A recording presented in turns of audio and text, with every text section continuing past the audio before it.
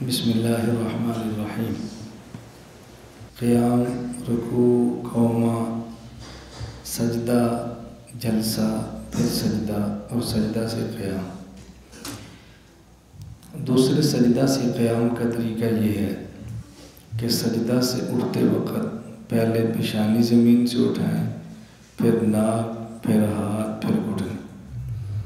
جس طرح ہم سجدہ میں گئے تھے تو پہلے گھٹنے، پھر ہاتھ، پھر ناک اور پھر پیشانی۔ اور جب اٹھیں گے تو پہلے پیشانی، پھر ناک، پھر ہاتھ اور پھر گھٹنے۔ اس کے بعد سیدھا کھڑا۔ یہ نہیں کرنا کہ سجدے کے بعد بیٹھیں اور پھر کھڑے ہوں۔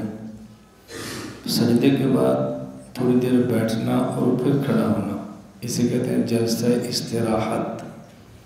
یہ جلسہ استراحت نہیں کرنا، سیدھا کھڑا ہونا ہے۔ حضرت ابو ہریرہ رضی اللہ تعالیٰ عنہ فرماتے ہیں کان النبی صلی اللہ علیہ وسلم ینہض فی الصلاۃ علی صدور قدمی۔ یہ روایت سنن ترمذی ابواب الصلاۃ میں موجود ہے کہ رسول اکرم صلی اللہ علیہ وسلم جب سجدہ سے قیام کے لیے کھڑے ہوتے تو اپنے دونوں پاؤں کے پنجوں پر کھڑے ہوتے۔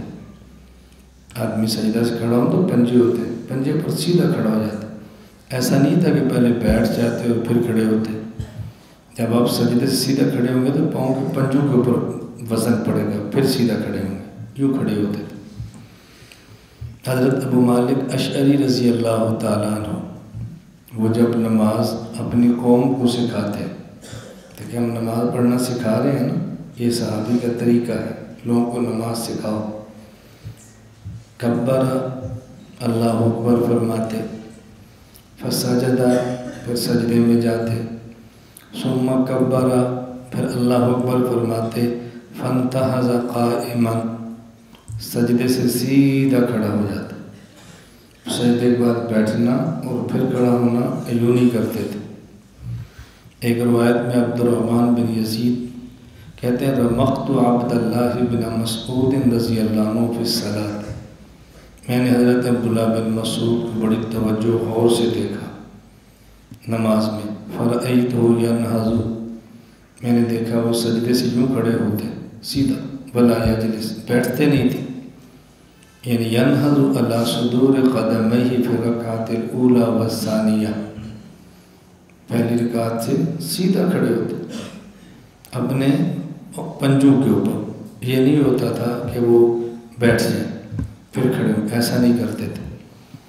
نعمان بن ابی عیاش رضی اللہ عنہ فرماتے ہیں ادرکت غیر واحد من الصحابہ رضی اللہ عنہ، میں نے کئی ایک صحابہ کو دیکھا، کئی ایک صحابہ، ان کا عمل کیا تھا، اذا رفع راسہ، جب وہ اپنے سر کو اٹھاتے، من السجدۃ فی اول رکعۃ والثالثۃ، پہلی اور تیسری رکعت میں، قام کما ہوا ولم یجلس، سیدھا کھڑا ہو جاتے، بیٹھتے نہیں تھے۔ خلاصہ یہ ہے کہ جب سجدہ سے رکعت مکمل کر کے کھڑے ہوں تو بیٹھے نہیں، بلکہ پاؤں کے پنجوں پر بوجھ ڈال کے سیدھا کھڑا ہو جائیں۔ ممکن ہے کوئی شخص آپ سے کہے کہ بعض روایات میں رسول اللہ صلی اللہ علیہ وسلم سے بیٹھنا ثابت ہے۔ ہم کہتے ہیں یہ اس دور کا مسئلہ ہے جب رسول اللہ صلی اللہ علیہ وسلم کا بدن مبارک کچھ بھاری ہو گیا تھا۔ جس طرح آپ تہجد پڑھتے، وتر پڑھتے اور بعد میں 2 رکعت پڑھتے، تو عائشہ فرماتی ہیں صلی رکعتین وہو جالس، آپ بیٹھ کے پڑھ لیتے۔ اس کی وجہ خود پیچھے بیان فرماتی ہیں کہ رسول اللہ صلی اللہ علیہ وسلم جب نماز کے لیے کھڑے ہوتے، نماز کا ارادہ فرماتے، نماز تہجد پڑھنا چاہتے، فَيَأْمُرُ بِطَهُورِهِ وَسِوَاكِهِ، وضو کا پانی اور مسواک منگواتے۔